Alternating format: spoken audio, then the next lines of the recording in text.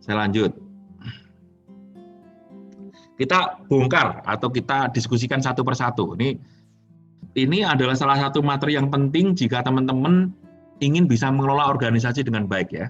Ingat tadi, segala sesuatu yang tidak bisa diukur, tidak bisa diimprove. Jadi teman-teman, baik Anda yang masih di level paling bawah sekalipun, nanti pada saat Anda masuk menjadi kepala seksi aja, ini sudah jadi penting banget. Termasuk pada saat Anda menjadi staff, karena apa? Harus mengukur diri sendiri gitu ya. Ada yang teman-teman yang suka tanya gini, jadi saya itu jadi vice president di usia 34 tahun, itu termasuk muda banget tuh. Saya menjadi vice president sekian belas tahun yang lalu di usia 34 tahun. Muda banget tuh.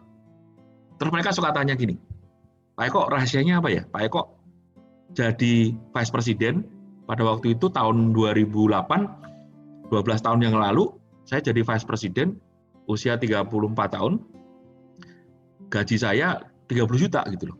Kok bisa Pak? Semudah itu bisa jadi vice president. Nah, salah satu kuncinya adalah ini, saya bisa ngukur dengan pasti, tidak pakai persepsi ya, kinerja saya itu levelnya ada di mana.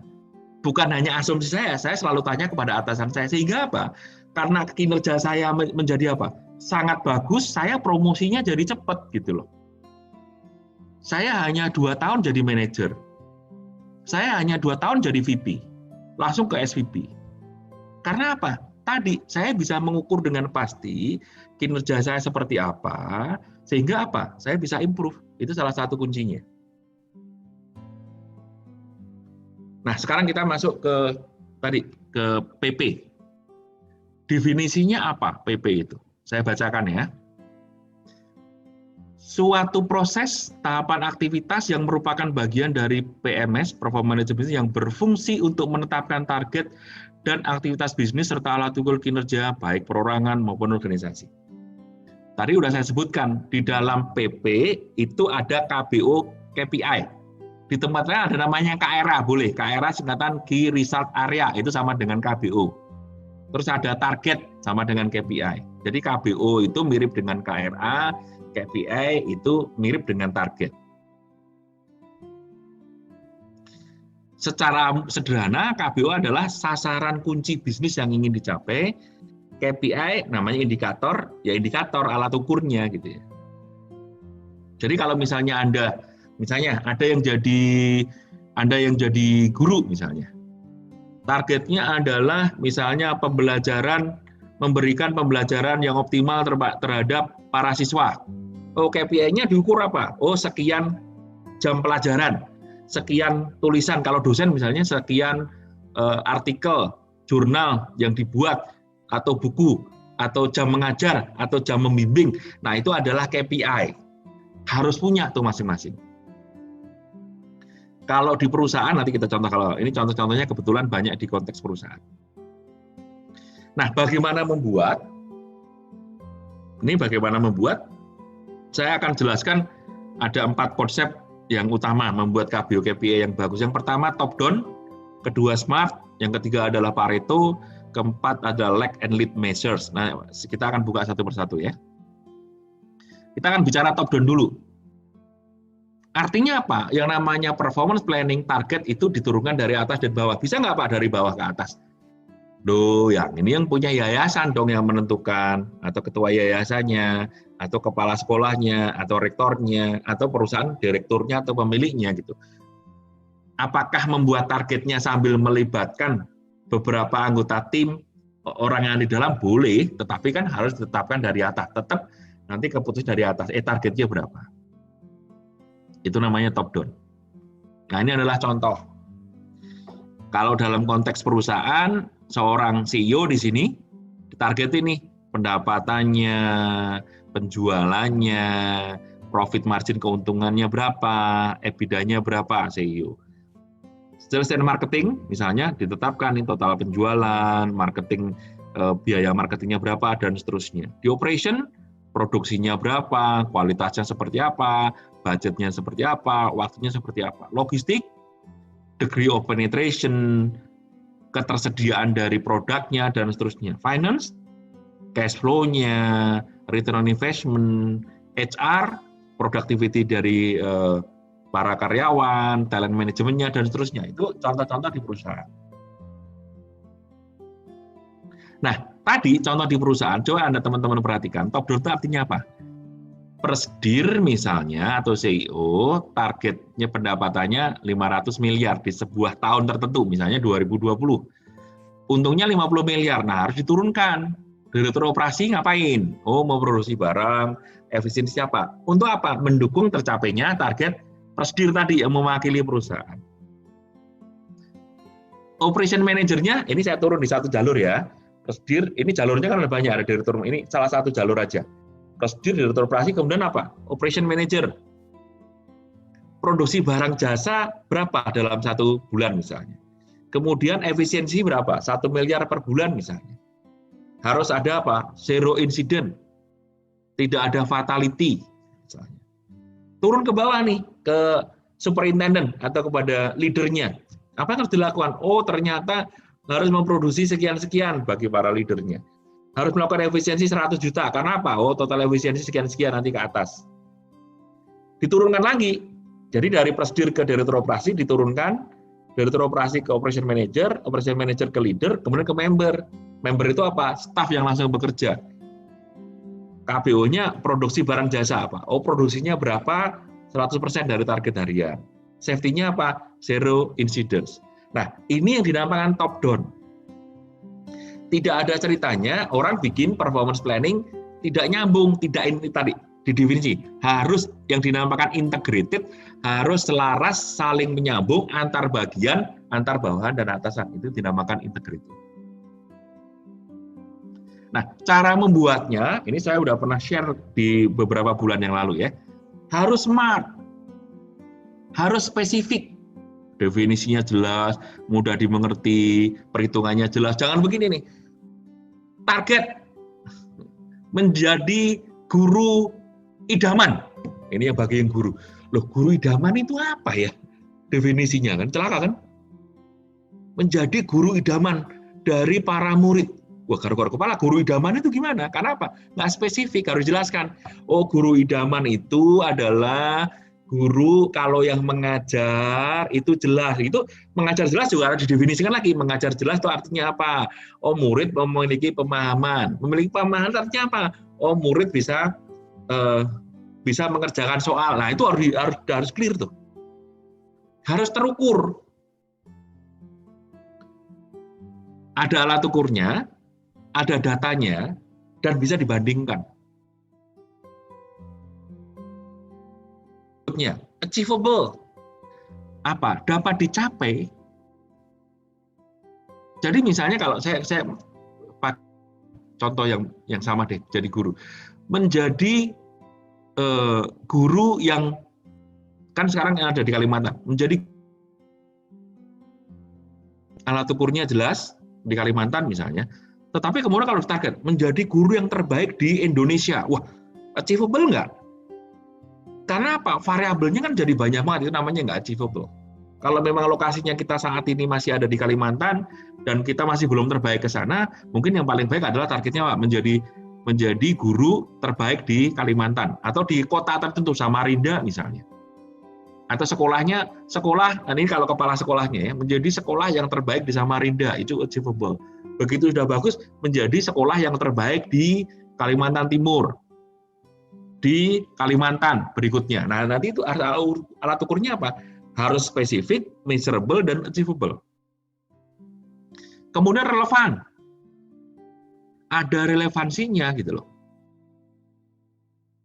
Kalau nggak relevan, misalnya contohnya gimana? Kalau nggak relevan misalnya, ini sekolah gitu kan, harus bisa mengolah limbah. Wah, ini sekolah urusan dengan limbah itu apa? Kalau misalnya memproduksi sesuatu yang menghasilkan limbah mungkin relevan. Ini kalau sekolah, limbahnya apa gitu ya? Oh, limbahnya adalah WC. Wah, itu mah bukan biasa aja kali ya.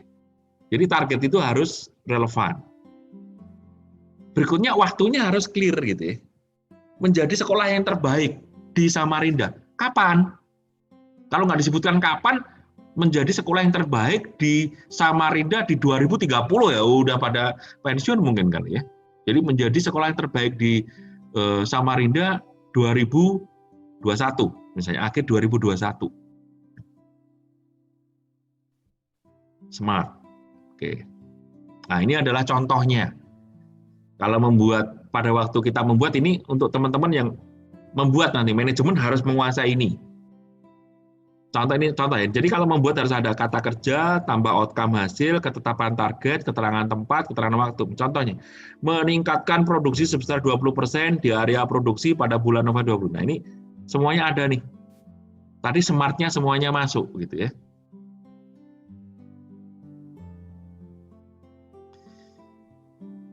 Next.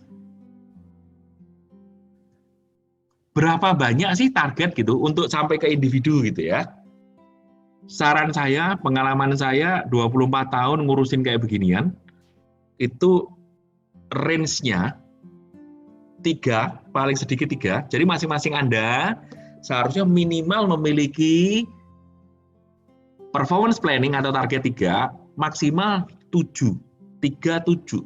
Lebih dari 7, 8 ke atas kebanyakan, kurang dari 3, 1 atau 2 terlalu sedikit.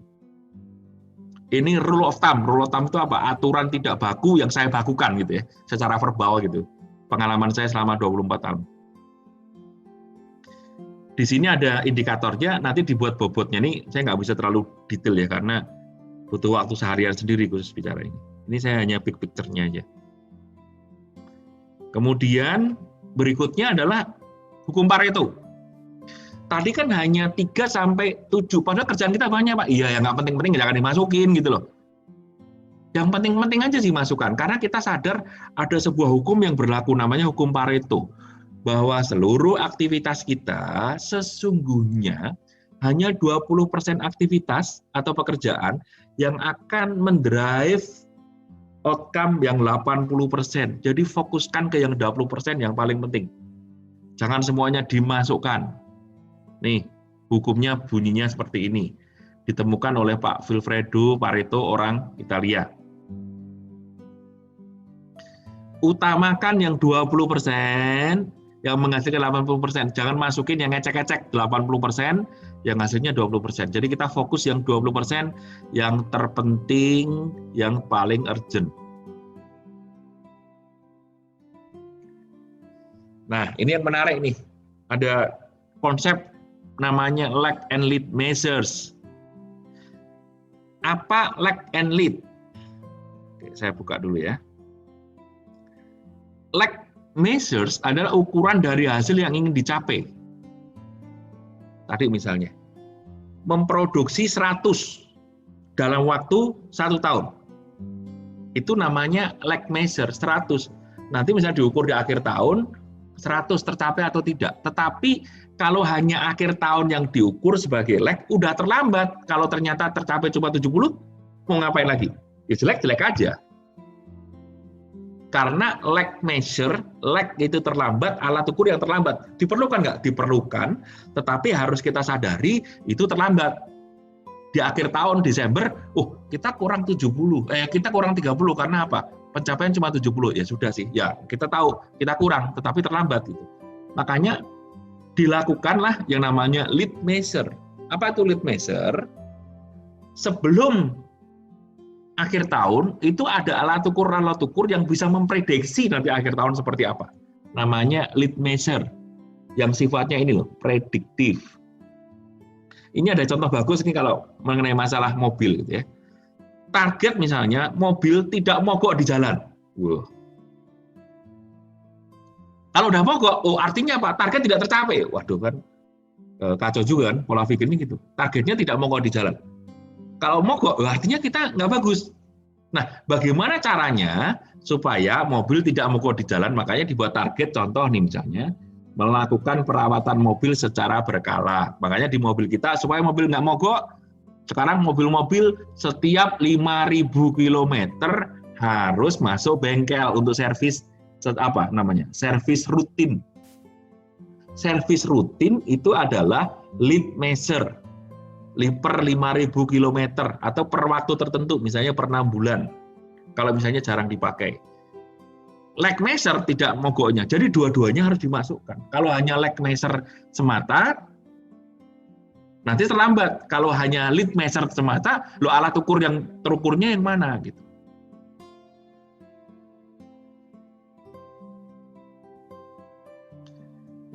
Gampangnya, lag measure mengukur sasaran, lead measure yang dimasukkan, tadi kan kita punya maksimal 7 ya, ada lag measure-nya, ada lead measure-nya, yang sifatnya prediktif, dan bisa dipengaruhi, sehingga apa? Lag measure-nya akan kecapai.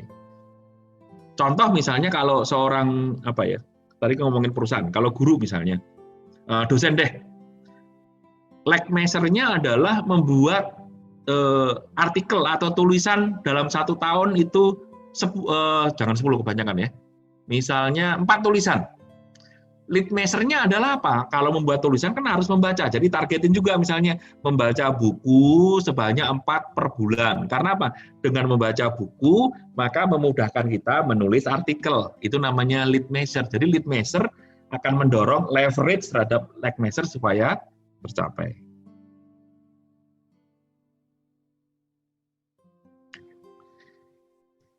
Pada waktu performance planning sudah dibuat, lag-nya sudah ada, lead-nya sudah ada, yang kita lakukan sebenarnya fokus kepada lead measure. Karena apa? Lead measure ini yang akan mendongkrak supaya lag measure-nya tercapai. Prinsip yang dipakai namanya, saya buatkan singkatannya FAST. Focus, alignment, stretching, jadi harus challenging, stretching itu ditarik, dan tracking. Tracking itu apa? Ya tadi, dalam jangka waktu, kalau bisa continuous gitu ya, bisa di-track. Ini udah sampai di mana sih? Kayak tadi kalau perjalanan ke Bandung, perjalanannya sampai di mana sih? Sekarang saya kalau olahraga menggunakan jam. Berapa kilometer, berapa kalori, berapa beat per second detak jantung saya bisa ukur dengan smartwatch itu. Itu namanya apa? Trackingnya dicari, jangan sampai kemudian tahu-tahu, wah BPM saya sudah lewat 160, bahaya tuh. Saya harus kontrol BPM saya kalau lagi olahraga antara 115 sampai dengan 150. Kalau udah 150 harus slowing down supaya apa? Tidak terlalu cepat detak jantungnya. Nah, saya lanjut sekarang ke materi, masih kurang beberapa, performance coaching dan appraisal. Dari 3 tadi, PP Januari dilakukan, PA yang ketiga dulu, PA Desember dilakukan misalnya. Sesungguhnya the most important bukan PP dan bukan PA. Memang PP dan PA harus ada. Tetapi sistem manajemen kinerja jantungnya, the most important adalah PC, performance coaching. Jadi, tadi pertanyaan siapa tadi ya? Kalau sudah ada PP, ada PA, tapi PC tidak dilakukan, performance coaching tidak dilakukan, saya akan bilang bel gedes. Bel gedes itu ya sami mawon, tidak ada artinya. Terlambat, tadi hanya lag measure gitu. Jadi yang namanya performance coaching harus dilakukan secara rutin. Kapan? Rutin. Setiap saat. Jadi kalau misalnya di Poltek misalnya, minimal sebulan sekali, atau kalau perlu 2 minggu sekali. Sehingga apa? Kalau ada yang menghadapi kendala di dalam bekerja, sudah dibetulkan duluan di awal, sudah ada apa? Medical check up-nya gitu ya. Nah baik, sekarang ngomongin definisi dikit ya. Proses di mana atasan memfasilitasi pengembangan dan perencanaan tindakan anggota tim agar dapat membawa peningkatan perubahan kinerja dalam. Jadi si atasan memantau, tidak cuma dikasih PP, kemudian ya udah sekarangmu dewe, enggak, dipantau secara kontinu setiap saat. Bagian bawah, ini penting nih, memberikan coaching dan feedback kapanpun dibutuhkan, tidak terikat waktu. Kemudian ada proses tadi ya, per kuartal, per semester, per tahun. Coachingnya sendiri, ini yang secara formal ya, secara formal masuk ke sistem. Coachingnya sendiri, saya kasih target nih biasanya. Masing-masing atasan minimal 2 kali dalam 1 bulan melakukan coaching kepada anggota timnya. Dimasukkan menjadi salah satu KBO dan KPI. KBO-nya apa? Melakukan coaching. KPI-nya adalah 2 kali per minimal 2 kali per anggota tim. Nah, tekniknya seperti apa? Ini tekniknya ya. Ini saya menggunakan teknik coaching DDI. Saya nggak akan share semua ini, butuh waktu khusus. Ini hanya saya tunjukkan, bisa pakai Grow, bisa. Kalau bagi yang bagi yang familiar dengan coaching, tekniknya pakai guru. Ini saya pakai Okdak yang menggunakan tekniknya DDI. Jadi coaching itu beda dengan directing. Coaching itu beda dengan counseling. Coaching itu beda juga dengan mentoring. Itu ada suatu teknik proses khusus. Oke. Dengan menggunakan teknik DDI, Development Dimension Internasional, coaching itu harus ada open, clarify, develop, agree, close. Harus ada proses esteem, empathy, involve, share, support. Harus ada check for understanding, harus ada make procedural suggestion. Saya tidak bisa jelaskan satu persatu, itu butuh 2 jam sendiri nih, khusus untuk bagian ini. Tapi saya hanya ingin menunjukkan, ini PR juga Pak, buat Pak Zulfikar dan teman-teman para pejabat di YHC, tidak bisa diserahkan, oke kamu melakukan coaching, nggak bisa. Saya sering ketemu orang merasa melakukan proses coaching, yang ada adalah directing, yang ada adalah counseling. Kebanyakan directing, dan directing bukan coaching. Lanjut. Ini tadi udah saya ungkapkan beberapa kali. Kuncinya minimal melakukan coaching yang di sini 2 kali selama sebulan kepada direct timnya, anak buah langsung 2 kali. Sekarang masuk di performance appraisal, di PA. Definisi adalah tinjauan rutin atas kinerja karyawan dan kontribusi keseluruhan terhadap perusahaan atau terhadap yayasan, Poltek boleh gitu ya. Jadi nanti kalau lihat teman-teman gambar di sini, nanti akan ketani. Ini kalau ini dibagi 4 ya. Poor, jelek, developing, ya kurang lagi berkembang gitu ya. Bagus dan sangat bagus, outstanding. Ini sistem penilaian, ada 4 kalau di sini, menurut gambar ini gitu ya. Kapan dilakukan? Bisa per 1 tahun. Kalau sekolah misalnya atau politeknik dilakukan per semester. Kalau mau per kuartal itu setahu saya tadi Astra sudah melakukannya per kuartal. Tapi saran saya dilakukan dulu deh per semester dulu, jangan buru-buru per kuartal. Nanti kalau nggak terbiasa bisa kacau balau gitu ya. Nah ini adalah contoh-contoh aja nih. Apa saja yang dinilai. Jadi kalau performance appraisal itu terdiri dari 2 hal. Yang pertama KPI, yang kedua adalah behavior kompetensi. Termasuk perilakunya juga di perilakunya. Tadi kan misalnya ya saya punya values gitu kan, nilai-nilai gitu. Itu juga menjadi salah satu alat ukur. Tidak cuma kinerja target yang terukur aja, tapi nilai-nilai itu juga harus diukur karena nilai-nilai menjadi penting. Apakah selaras nggak dengan nilai-nilainya YAC misalnya? Ini hanya contoh nih. Contoh-contoh misalnya strategic vision, business direction, adapt and learn segala macam itu bisa dimasukkan juga di behavioral competencies.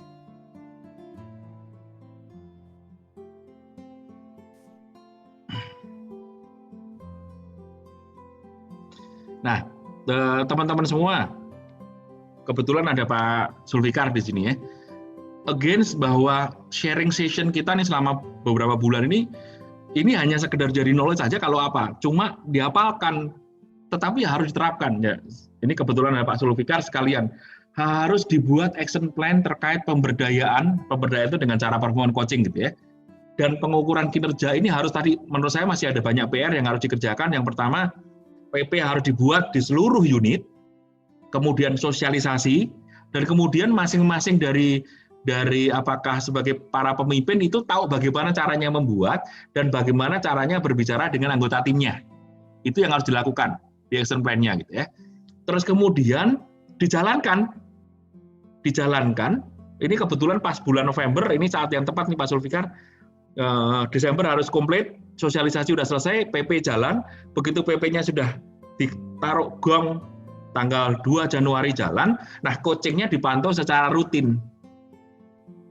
Nanti apakah per kuartal, apakah per semester, misalnya kalau sekolah-sekolah itu per semester boleh, kalau baru pertama kalinya, kalau sudah berjalan baik, misalnya nanti tahun 2022 bisa per kuartal. Nah ini action plan yang harus dikerjakan sama teman-teman, ada Pak Zulfikar juga ada di sini, untuk diterapkan supaya apa? Menjadi lebih baik. Gitu. Tadi visinya yang di bulan keberapa ya? Ke 3 bulan yang lalu, waktu pertama kali, misalnya menjadi yayasan yang terbaik untuk Banua. Gitu kan. Berapa tahun lagi? 5 tahun yang akan datang. visi 5 tahun itu bisa dicapai kalau apa? Sistem pemberdayaan dan pengukuran kinerja PMS ini dijalankan dengan konsisten, dengan persisten, dan dengan benar. Saya baca quote-nya nih, the future of our management lies in placing ownership in the hand of employees and teaching manager to coach rather than police. Jadi coaching intinya ada di situ. Ingat coaching, kalau bikin PP itu gampang, membuat PA gampang, tapi kuncinya ada di tengah-tengah. Coaching harus dilakukan, artinya PR-nya standarisasi sistem coaching diajarkan, silakan. Kemudian dipantau apa yang dilakukan oleh teman-teman semua. Terima kasih Mas Rian. Sekali lagi terima kasih teman-teman semua. Selamat menjalankan, selamat membuat action plan-nya. Semoga 2021 menjadi lebih berdaya guna, pemberdayaannya oke, kinerja menjadi meningkat. Saya kembalikan ke Mas Rian, silakan.